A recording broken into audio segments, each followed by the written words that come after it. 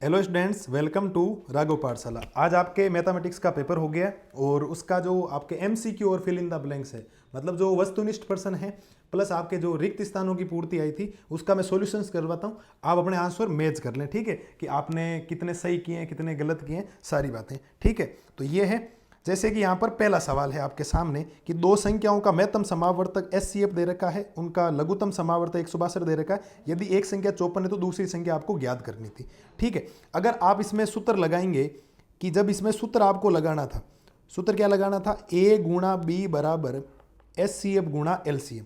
तो ए आपको दे रखा है, एक संख्या आपको दे रखी है 54 और दूसरी संख्या आपको ज्ञात करनी है, ठीक है, ध्यान से समझना। और एचसीएफ दे रखा 27 और एलसीएम दे रखा 162। तो ये गुणा वाला 54 कहाँ जाएगा, भाग में, और 27 का भाग 54 में 2 बार जाएगा, 2 बार कैंसिल करेगा तो 81 उत्तर आएगा। तो पहले सवाल का ए उत्तर आपका क्या हो गया, सही हो गया। पहले में क्या ऑप्शन है, ए है। जैसे कि दूसरा है कि बहुपद के शून्य, ऐसे चाहो तो आप शून्य कैसे निकाल भी सकते हो कि जब आप एक्स स्क्वायर माइनस का 2x माइनस का 8 बराबर 0 करेंगे तो शून्य निकल भी सकते हैं, लेकिन निकालना नहीं, सीधा भी आप कर सकते हो। कैसे कि अगर आप वैल्यू पुट करोगे और उत्तर 0 आ जाए, वैल्यू क्या पुट करोगे, जैसे आपने 2 पुट किया, 2 का स्क्वायर 4, 4 माइनस 4, ऐसे वैल्यू पुट नहीं होगी, ठीक है। और चाहो तो आप कर भी सकते हो कि एक्स स्क्वायर गुणा करने पर माइनस आना चाहिए और जोड़ने पर ये, तो माइनस का 4x प्लस का 2x कर लो, माइनस का 8 बराबर 0। जब आप x कॉमन लेंगे तो x माइनस 4 बचेगा और प्लस का 2 कॉमन लेंगे तो x माइनस 4 बचेगा। x माइनस 4 कॉमन ले लो, फिर x प्लस 2 बचेगा। तो x का मान 1 तो आएगा 4, एक x का मान आएगा माइनस का 2, ठीक है। तो x का मान माइनस 2 और ये, तो आप देखेंगे शून्य की है। अब शून्य के इसको सेटिस्फाई कर रहे हैं, आप देख लो ध्यान से, कर रहे हैं नहीं कर रहे हैं, बिल्कुल कर रहे हैं। तो थोड़ा ध्यान रखना था, बाकी कोई चीज़ों में आपको परेशानी नहीं आती, इजी वे में आपके आंसर आ जाते, ठीक है। हो गया दूसरे का से ऑप्शन सही है।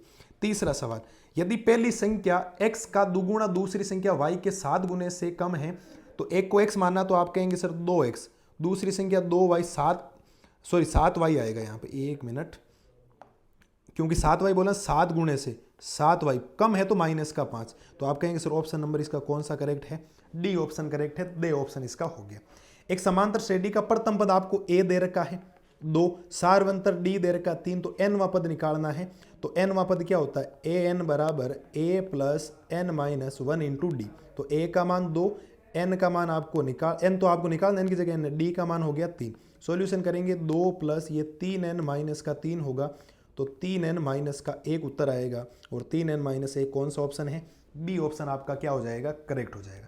आ गया, 3 के प्रथम 5 गुणजों का योग करना था। 3 के प्रथम 5 गुणज कौन से होते हैं, एक तो 3 हो जाएगा, एक 6 हो जाएगा, एक 9 हो जाएगा, एक 12 हो जाएगा, एक 15 हो जाएगा। लेकिन इसको ऐसे नहीं करना था कि आप सबको जोड़ दो। तो इसका जो प्रथम पद है वो है 3, डी इसका आएगा 3 और ए एन का मान है 15। तो आप सूत्र लगाएंगे और एन का मान कितना है, 5 है। तो एस एन का जो सूत्र लगेगा वो लगेगा n बटा 2 ए प्लस ए एन। तो एस एन का जो सूत्र आएगा n बटा 2 यानी 5 बटा 2, ए का मान है 3 और ए एन का मान है 15, ठीक है। 18 होगा, ये 18 9 बार कटेगा, 9 पंजे 45 उत्तर आ जाएगा।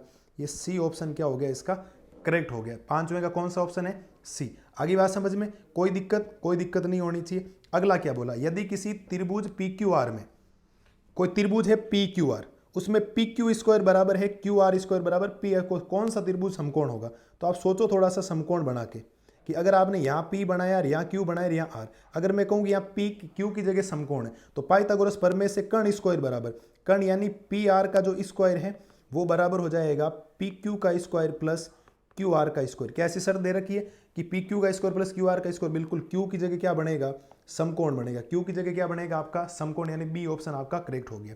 बोला है कि बिंदु 0,3 की x अक्ष से दूरी ज्ञात करनी है। तो x अक्ष से जो दूरी होगी वो y वाला मान होगा, मतलब y का मान कितना हो गया, 3 हो गया। x अक्ष से दूरी में आपको y का निर्देशांक लेना होता है, तो 3 हो गई इसकी दूरी, ठीक है। अगला बोला 2 साइन 45 डिग्री कोस 45 का मान कितना है। तो 2 की जगह 2, साइन 45 कितना होता है, 1 बट्टा रूट 2, कोस 45 भी कितना होता है, 1 बट्टा रूट 2, तो 2 बट्टा 2 कट कटा के उत्तर आ जाएगा 1। कितना ऑप्शन हो जाएगा, डी ऑप्शन यानी दे ऑप्शन आपका करेक्ट हो जाएगा, ठीक है। आप देखेंगे नम्मा सवाल, किसी वृक्ष की छाया उसकी 1 बट्टा रूट 3 गुणा हो तो आप देखो ये टेन थीटा बनता है। तो टेन थीटा बराबर बना है 1 बट्टा रूट 3, तो 1 बट्टा रूट 3 टेन 30 का मान होता है, कितना मान होता है, टेन 30 का। अगर यहाँ पर √3/1 देता तो वहाँ पर 60 ऑप्शन होता है, इस बात का ध्यान रखें। ठीक है, तो आपको ये बातें भी जरूर ध्यान रखनी है कि 90 सवाल में आपको डी ऑप्शन करेक्ट करना था, 30 डिग्री बन गया।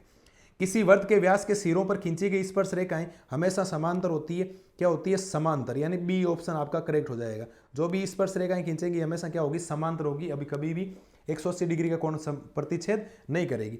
एक वर्त की परिधि दे रखी है, उसकी त्रिज्या ज्ञात कर दो। वर्त की परिधि क्या होती है? 2πr बराबर 176 दे रखा है, तो 2 गुणा पाई का मान हो गया 22/7 और आर आपको निकालना है, बराबर हो गया 176।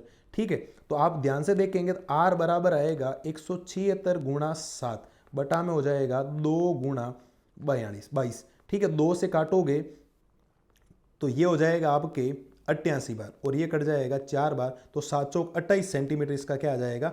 ऑप्शन हो जाएगा 28 सेंटीमीटर। 90 का क्या है? 11वें का क्या है? ऑप्शन करेक्ट है। 12वां सवाल देखो, यदि गोले का आयतन दे रखा है, गोले का आयतन क्या होता है बेटा? 4/3 पाई आर क्यूब होता है, वो दे रखा है 36 पाई, तो पाई से पाई कैंसिल, यहां से आर क्यूब का जो मान आएगा वो आएगा 36 गुणा 3 बटा में कितना? 4 आएगा। आएगा या नहीं आएगा? 36 पाई दे रखा, पाई से पाई कैंसिल हो गया, आर क्यूब बराबर 36 गुणा 3 बटा में क्या आ जाएगा? 4 आ जाएगा। अब थोड़ा सोचो कि आर क्यूब बराबर, ये इसको 9 बार कैंसिल कर देगा, 9 3 हो गए 27 और क्यूब रूट है, इस क्यूब हटेगा तो इधर क्यूब रूट का चिन्ह लगेगा घनमूल का, और 27 किसका घनमूल होता है? 3 का होता है। तो आप कहेंगे सर इसका ऑप्शन कौन सा करेक्ट था? ए ऑप्शन करेक्ट था। कौन सा ऑप्शन? A option. ठीक है सर। प्रथम 11 पूर्ण संख्याओं का क्या ज्ञात करना है? माध्य ज्ञात करना है। तो 11 प्रथम पूर्ण संख्याएं कौन कौन सी होती है? माध्य ज्ञात करने के लिए आंकड़ों का योग बटा आंकड़ों की संख्या। तो 11 कौन कौन सी होती है? पूर्ण संख्याओं की शुरुआत 0 से, 0 plus 1 plus 2 plus 3 plus 4 plus 5 plus 6 plus 7 plus 8 plus 9 plus 10 और बट्टे में कितना आएगा? 11। इस बात का ध्यान रखें क्योंकि बट्टे में 11 है, 0 से 10 तक जाना है। तो ये हो गए 3 3 6 4 10 15, 15 6 21, 21 और 7 28, 28 8 कितने होते हैं? 28 8 होते हैं 36, 36 और 10 हो गए 46, 46 और 9, 46 और 9 हो गए 55, 55 बटा 11 काटोगे तो 5 उत्तर आ जाएगा। कितना आ जाएगा? 5 उत्तर। इसका ऑप्शन क्या है? 5। बोला था बंटन का बहुलक बताना, तो आप देखो 3 सबसे ज्यादा बार आया, यहाँ 2 बार आ गया, 3 बार, 4 बार, 5 बार, तो 3 सबसे ज्यादा बार आया। तो सबसे ज्यादा बार जो आता है मैक्सिमम जिसकी फ्रीक्वेंसी होती है वो इसी का मोड होता है। मोड का ऑप्शन हो गया 3 नंबर हो गया। बोला है कि इसी की प्रायिकता 0.03 है, तो 1 में से हमेशा घटा दिया करो, 1 माइनस 0.05, तो उत्तर आ जाएगा 0.05 है ना, तो 9.5 उत्तर आ जाएगा इसका।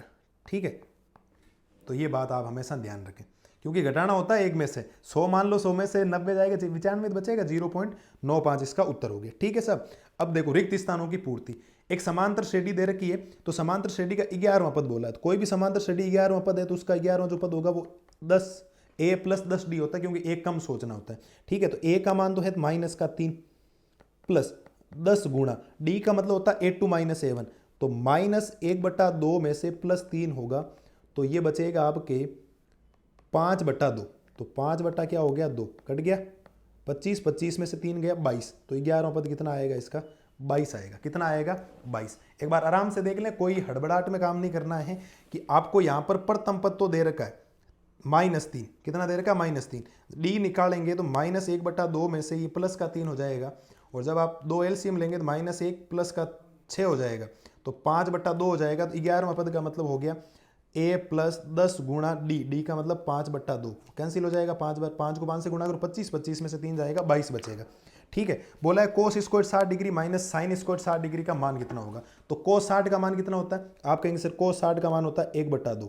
कितना होता है? कोस 60 का मान 1/2, तो 1/2 का स्क्वायर माइनस साइन 60 का मान कितना होता है? √3/2, तो √3/2 का स्क्वायर। जब सॉल्यूशन करेंगे 1/2 का स्क्वायर 1/4 और √3/4 का स्क्वायर हो जाएगा 3/4, रूट का स्क्वायर प्लस हो जाएगा, और जब 4 एलसीएम लेंगे तो ऊपर बचेगा 1 - 3 यानी माइनस का 2/4, यानी उत्तर आएगा माइनस का 1/2, माइनस का 1/2। यदि वर्त का क्षेत्रफल दे रखा है तो उसकी त्रिज्या बतानी, तो वर्त का क्षेत्रफल क्या होता है? पाई आर स्क्वायर बराबर 154 दे रखा है, तो 22/7 गुणा में आर स्क्वायर आपको निकालना, 154 हो गया, और ये इसमें काट देगा कितनी बार? 7 बार काट देगा, 7 7 49 होगा, त्रिज्या कितनी आएगी? 7 सेंटीमीटर। कितनी आएगी? 7 सेंटीमीटर। यदि एक शंकु की त्रिज्या दे रखी 6 सेंटीमीटर, ऊंचाई दे रखी 8 सेंटीमीटर, तीर एक ऊंचाई 10 सेंटीमीटर आएगी, क्योंकि सीधा सीधा सूत्र होता है तिर्यक ऊंचाई L स्क्वायर बराबर R square plus H square. तो 6 का स्क्वायर 36, 8 का स्क्वायर 64, 36 और 64 हो जाएंगे 100, 100 का वर्गमूल कितना होता है 10 सेंटीमीटर होता है। इन तीनों में संबंध क्या होता है, 3 माध्यक बराबर 2 माध्य, प्लस में क्या आएगा यहाँ पर बहुलक लिखना था आपको, क्या लिखना था, बहुलक लिखना था। ठीक है, वर्ग अंतराल का वर्ग चिन्ह बताना। वर्ग चिन्ह में क्या करना होता है, जो भी आपको वैल्यू दे रखी है उन दोनों को जोड़ो और किसका भाग लगा दो, 2 का। तो 60 और 100 ये 75 कितना हो जाएगा 135। सोच लो एक बार, 135 ही तो होगा। 60 और 75 कितना होता है भाई, 70 और 60 130, 135 ही होगा। 135 का आधा करो, 6 बार जाएगा और 15 67.5, तो उत्तर आ जाएगा 67.5। ठीक है, एक पास से को एक बार उछाल, 6 से बड़ा अंक आने की प्रायिकता, 6 से बड़ा अंक कभी आ ही नहीं सकता, क्योंकि ये क्या हो गया 0। ये आपकी एक असंभव घटना थी भाई। कौन सी घटना थी, आपको उत्तर तो 0 ही लिखना, ध्यान रखना। एक पास से एक उछाले जाने पर 6 से बड़ा अंक आने की प्रायिकता हो ही नहीं सकती, क्योंकि लास्ट क्या होता है, एक पास से उछालने पर या तो 1 आता है या 2 आता है या 3 आता है या 4 आता है या 5 आता है या क्या आता है 6 आता है। तो इससे बड़ा कोई अंक आ ही नहीं सकता। तो ये है आपके पहले और दूसरे सवाल का सॉल्यूशंस। मिलते हैं जल्दी आगे के सॉल्यूशंस में भी, लेकिन इनमें आपको वन वर्ड आंसर देना था, इसलिए मैंने कहा बाकी सवाल बड़े हैं, वो किताब के सवाल आप एक बार मैच कर लें। बाकी इसमें आप देखें कि आपके जो 22 सवाल है टोटल, 15 MCQ और ये 7 जो रिक्त स्थान, इसमें देखें आपके कितने सही हुए कितने गलत हुए। आप कमेंट बॉक्स में जरूर लिखें मेरे इतने सही और इतने गलत हैं। मिलते हैं जल्दी नई वीडियो में। मस्त रहिए, स्वस्थ रहिए, और संस्कृत का जो पेपर आगे आने वाला किसी के उर्दू का है तो उसकी तैयारी कीजिए। Take care.